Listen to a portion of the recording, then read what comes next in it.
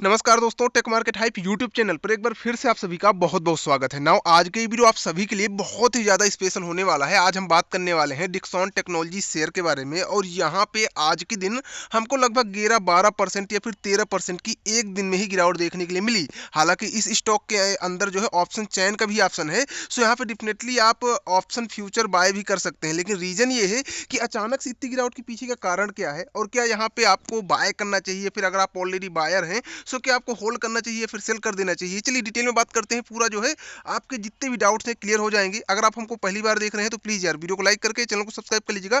Definitely बहुत ही knowledgeable video हमारे channel पर रेगुलर बेस पर आते रहते हैं। चलिए सबसे पहले यहाँ पे अगर कल की बात करें तो भाई साहब कल के दिन आया है डिक्सॉन टेक्नोलॉजी का Q2 का रिजल्ट और Q2 के नंबर ऐसे हैं कि भाई साहब आपके पैरों के नीचे जमीन खिसक जाएगी। लेकिन ये गिरावट क्यों हो रही है, अब चलिए थोड़ा सा यहाँ पे Q2 के बारे में डिस्कस करते हैं, उसके बाद चार्ट पैटर्न के बारे में डिस्कस करेंगे और मैं आपको सेम एग्जांपल दिखाऊंगा और ये वीडियो आपके लिए सभी के लिए बहुत ही स्पेशल हो जाएगा। कैसे, चलिए समझ जाते हैं कि बात क्या है। Q2 के नंबर के बारे में बात करें तो भाई साहब यहाँ पे जो डिक्सॉन टेक्नोलॉजी के Q2 के नंबर आए हैं उनको थोड़ा सा देख लेते हैं। तो यहाँ पे हम थोड़ा सा इसको जूम आउट करते हैं पेज को एंड यहाँ पे जो है ये रहे नंबर। अब इसको जूम इन करते हैं, अब थोड़ा सा यहाँ पे समझने की कोशिश करते हैं। तो भाई साहब आप देखिए Q2 के नंबर यहाँ पे अगर हम टोटल रिवेन्यू फ्रॉम ऑपरेशन की बात करें सो पिछले ईयर सेम जो है महीने में चार यहाँ पे एक्चुअली मेरे हिसाब से लाख में दिया हुआ है रुपी अमाउंट। सो यहाँ पे ये समझ लेते हैं। चलिए फिर भी हम सोचते हैं कि यहाँ पे जो है 4,943 जो है करोड़ के आसपास यहाँ पे कंपनी ने पिछले ईयर सेम क्वार्टर में जो है रिवेन्यू किया था ऑपरेशन के थ्रू।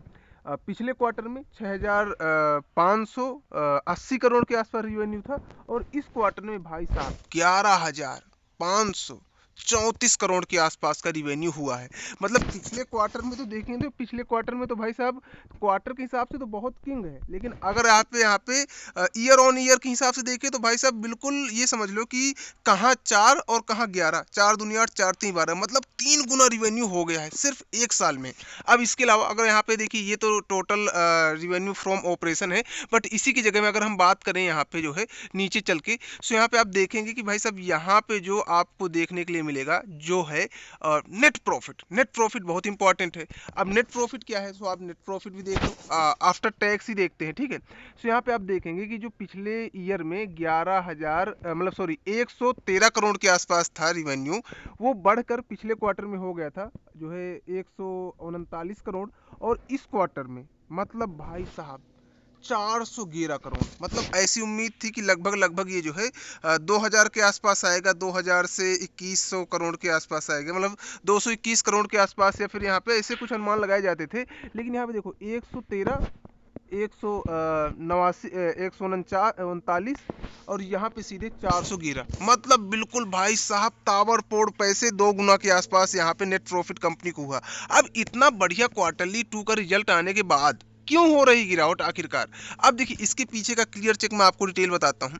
सबसे पहली बात कि यहाँ पे जो है FII की अच्छी खासी होल्डिंग थी और आपको पता है कि इस टाइम पे इंडियन मार्केट से FII अपना पैसा निकाल रहे हैं और जो कंपनी ज़्यादा अच्छा परफॉर्म कर रही है, जिसके Q2 के नंबर अच्छे आ रहे हैं, सिर्फ वही कंपनी में करेक्शन आ रहा है। और ऐसा नहीं करेक्शन आने के बाद रिकवर नहीं कर रही, डेफिनेटली कर रही है। अब इसका एग्जाम्पल मैं आपको दिखा देता हूँ। अभी जस्ट यहाँ पे मैं थोड़ा सा वापस चलता हूँ और यहाँ पे हम सर्च करते हैं बजाज ऑटो। आपने सुना है कि बजाज ऑटो जो है काफ़ी अच्छी कंपनी है और यहाँ पे अभी उसका जो है क्वार्टरली नंबर बहुत बढ़िया आया था, ठीक है। अभी आप देखो उसका क्वार्टरली नंबर बहुत बढ़िया आया था और फिर भी यहाँ पे आप देखेंगे जिस दिन क्वार्टरली नंबर आया और बढ़िया आने के बावजूद हो गई गिरावट। कितनी हुई गिरावट, अब देखो जहाँ शेयर चल रहा था 10,000, अभी ये क्या है 10,000 कुछ नहीं है, और देखते हैं यहाँ पे जूम आउट करते हैं।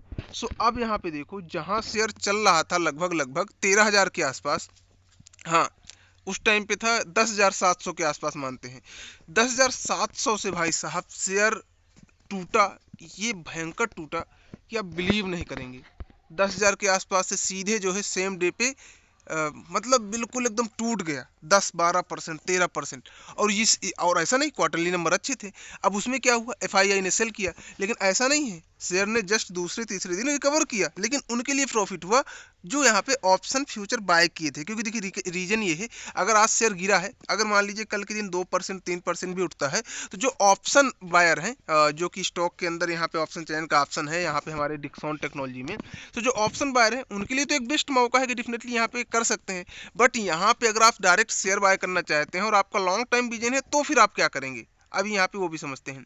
तो सबसे पहले यहाँ पे देखिए शेयर टूटा है आज के दिन, जो कि लगभग यहाँ पे 15,600 से सेम डे पे अभी यहाँ पे 13,300 में चल रहा है। मतलब लगभग यहाँ पे ये समझ लो कि 1,700 के आसपास टूट गया है शेयर। बहुत बड़ा अमाउंट होता है, समझ लीजिए 1,755 रुपये टूट गया है सेम डे पे शेयर। सो ऐसा नहीं है, अभी देखिए ये जो है काफ़ी कोशिश कर रहा है उभरने की, बट ऐसा है कि अभी ये उभर पाएगा नहीं।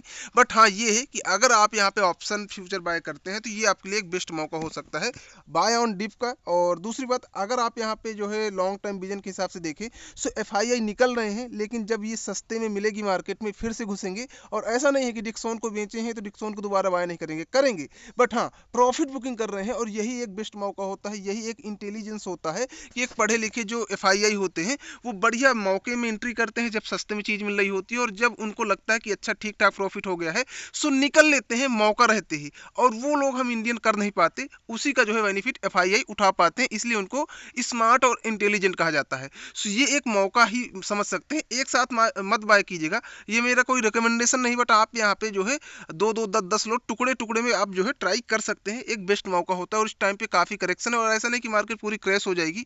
ये एक जो है हर ईयर जो है 1-2 बार ऐसा होता है कि जो है आपको 5 से 7% 10% के आसपास निफ्टी बैंक निफ्टी सब स्टॉक में गिरावट होती है।